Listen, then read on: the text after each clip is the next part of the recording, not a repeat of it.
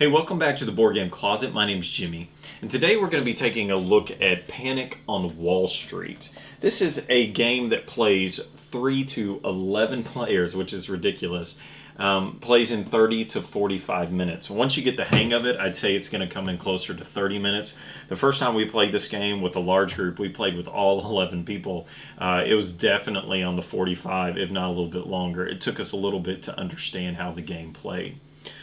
But anyway, so this is Panic on Wall Street. To start out with, I'm just going to be honest and give a critique right out of the gate here. I really don't like the artwork on this game at all. If this is your game, I apologize so much. You have a great game. It's just the artwork did not translate for me at all. I remember seeing this game online and I just passed it up 100 times because the artwork just turned me off. The box is confusing. You don't really know what's going on. They tried to do some playful things with these companies and different things. It just didn't really pay off for me. I wish it would have been just a more straightforward style. I don't know what to do. I'm not the artist and I can't design them well, but I just know when it didn't really hit it for me, and this is one of those. I said that at the beginning because that would be my major critique of the game. Other than that, I absolutely love it. You do get a lot in the game. You get a huge stack of company cards. You get some nice dry erase markers that come with the eraser built in on the other end, which is pretty cool. You get a nice wooden timer. You get a good placard here with some cool wooden dice. And the only thing that's a little cheesy here, I guess, are these little tokens, but it makes sense. They're clear. I don't know, they just looked a little cheap to me. But anyways, they do the job, and you can see through them. The paper money, you can tell that they spent some time designing it, and this looks great. But we've only played this game a few times, and the money's already crinkled, and I don't know, I'm just not a real big fan of paper money. I don't know, but what else can you do if you're trying to give the idea that it's money and stocks and stuff like that? So you also get these little bidding chips that represent the company that you're bidding for if you're the investor, the bank that you're with, and these are used in the game to put out on the different companies I'll talk about in a second, and those are pretty nice. Instruction manual is pretty simple.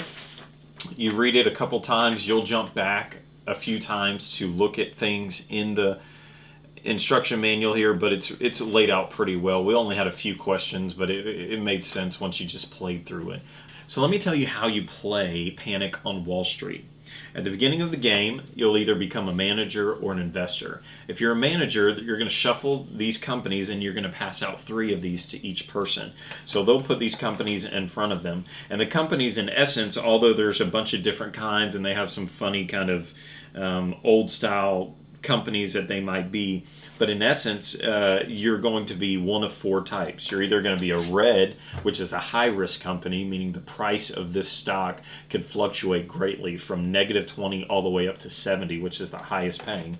Or if you've got a blue one in here, blue is the lowest risk. So this one is not going to fluctuate a lot. So it's going to be a safe bet, but it's also not going to pay out a whole lot. So it fluctuates down to 20, so you're not going to lose a whole bunch, or only up to 40, but it is a safe bet. And then you've got green and orange or yellow, whatever that is, kind of in the middle, that do about the same thing. Yellow's a little bit more high risk and green is a little less.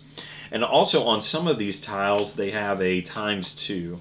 Trying to see, yeah, so here's jungle speed, and it's got a little ×2 arrow on it. So this means you're not paying twice for this, but it pays out twice, which is good and bad, because if it goes negative, here's green. If it went all the way down to 0, well, that doesn't matter. But if it went to, let's say it was a high risk ×2 and it was -20, then you'd have to pay in 40 for that, and so that's crazy. So at the beginning of the game, each manager will get 3 companies for them to manage. And then you jump right out of that right into the very first stage, which is negotiation. So you're going to flip this timer over, and this is when all craziness breaks loose. And so people are going to start negotiating, trying to bid on these tiles that you have in front of you.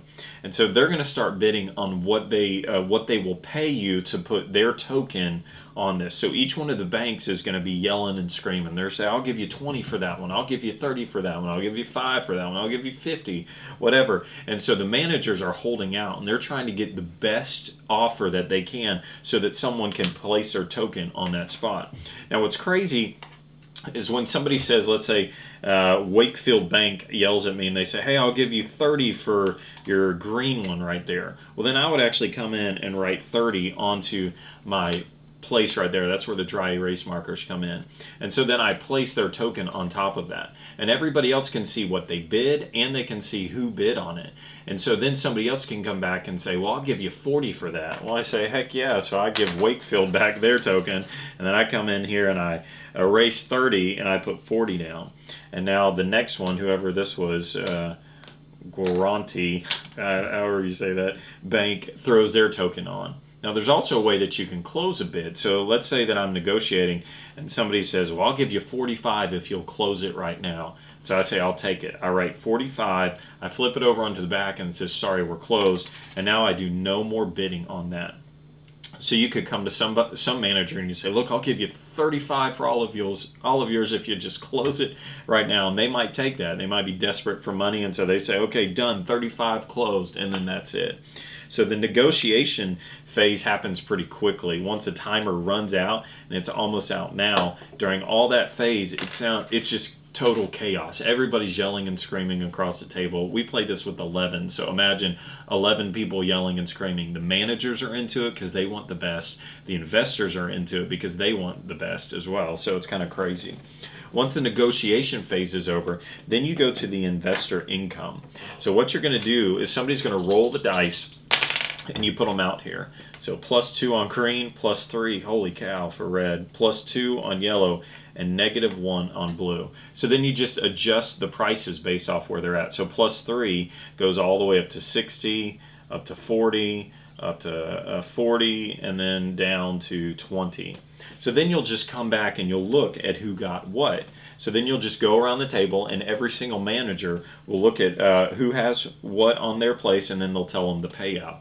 So I'll say I had somebody on orange or yellow, whatever that is, they get 40. So you'll count out 40, they get 40, they keep on going down the line. Then you go to the manager income. Then the manager is going to come back, and like this one, I got this one was 45 for closed, and it was this Guaranty bank, however you say that. And so I'd say, hey, Guaranty, you owe me 45. And so now Guaranty has to pay up 45. And so this was crazy because they paid me 45 for this green and it only paid out 40. So they lost 5,000 on this deal. That wasn't very smart. And I bet next time they don't pay that much. And then finally, not the last thing, but the next thing is the managers have to pay. So the managers have to pay $10,000 per company that they run. So this is kind of the balance there, where the managers aren't just making tons of money every round, but they also have to watch, because they have to pay $10,000 to manage this company. And so if somebody offered you 20, you're only making 10,000. But if somebody else, another manager, is getting more for their companies, then they're going to be beating you. So you're trying to get as much as you can. The problem is in the next round, the company auction. The next round, based off of the number of people that are playing, certain companies will come up for auction, and you don't know what's going to be coming next. All you know is what is up right now. So here's another blue one. Do you want a safe blue one? Is that going to be a good company for you to manage? Or do you want a green, this green one, which is a ×2? That could be really worth it. And so you just do a basic auction style. Somebody says, I'll pay 20 for that, I'll pay 30 for that, I don't want it, whatever it is. If no one bids on it, it goes inside the box, it's out of the game. You continue on until the number of companies that are supposed to come up that round have either been bought or passed. And then you do it again. And so there's actually 5 months to this. 5 months to this. You can, it's got it right here on the board, and you can mark that out as you go and then erase it at the end. And then that's it. At the end of the 5 rounds, whoever has the most money for the managers is the winner. Whoever has the most money for the investors is the winner. So what do I think about Panic on Wall Street? I really like the game. We had a group of people come over the other night, and they just kept coming. I didn't realize that many people was going to be coming over. It just kept growing and growing, and so we kept getting text messages. Hey, do you care if so-and-so comes? And then their sisters with them. Is that okay? And so the number of people grew until finally we had 11 people, and they all walk upstairs into this game room, and then we're like, let's play Panic on Wall Street. And so it's a fun party game. where a lot of people are going to be yelling and screaming. It's easy to explain. It seems a little complicated at first, but once you get into it, then you're fine. I'm trying to think what else would be a positive or negative. The dry erase thing I kind of like, and then I kind of don't. Like, I was looking even just now, and there's still some residue from the last time that I played. I actually see where I marked out the dates last time, and I tried marking those off a second ago. Well, there they go. They just came off. But anyway, so I don't know. The dry erase thing, this is a necessity to play the game. You'd have to have this. It's fun. Makes it go by pretty quick. At the end of our reviews, we always give a one-die rating. Is this a green game? Go buy it.